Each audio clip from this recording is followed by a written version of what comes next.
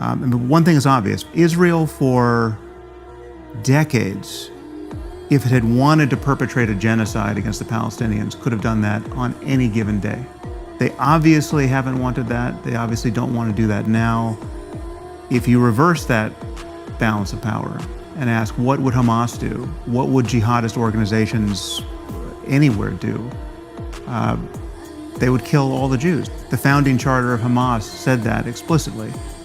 We have been lying to ourselves, in the secular West, that there's some other logic, some other variable that explains this behavior. It's economics, it's politics. The assumption is that when you see people behaving in this extraordinarily destructive and psychopathic way, they must have been pushed there by some awful treatment that would explain it. The issue is not Islam to me. The issue is totalizing ideologies that provide all answers.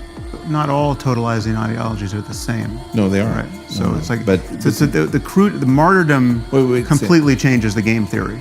But there is a very simple core to this, right? The concept of jihad, the concept of martyrdom, the very clear. You have a totalizing death cult. I get it. Yeah, death to apostates, right? All of this is the clearest piece of code. This is like 8 lines of code that every time you run them produce the same out. It's not the fact that it's the clearest piece of code, Sam. It's the fact that it has no repressor bound to it, to borrow a metaphor from DNA. A lot of the bad code in Islam comes from Judaism. Bad code has an inheritance property that sometimes it permeates through the system if everybody agrees that the Old Testament is important, right? Yeah. In Deuteronomy, there's a passage that says, for example, if somebody says, let's go worship gods unknown to our fathers, set upon them with a stone. Mm-hmm. I don't think there's any record of Jews stoning an apostate.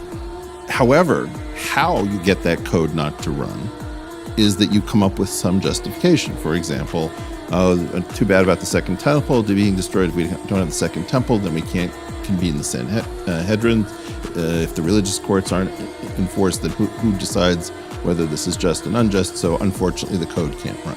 So we have got bad code that doesn't get run because it's blocked from running. So the problem is you have got a totalizing death cult with all the safeties off the gun for some subset of people.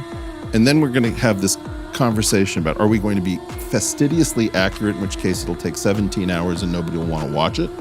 Or is somebody going to say, do the conservative thing to say, well, there's something's going wrong with Islam? My problem with this is that this is so much more complicated than the discussion we're pre-programmed to have that is guaranteed to fail.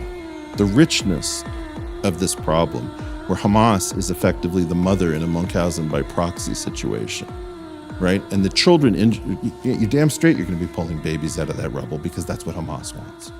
And Israel cannot figure out how to extricate herself from this dance of death.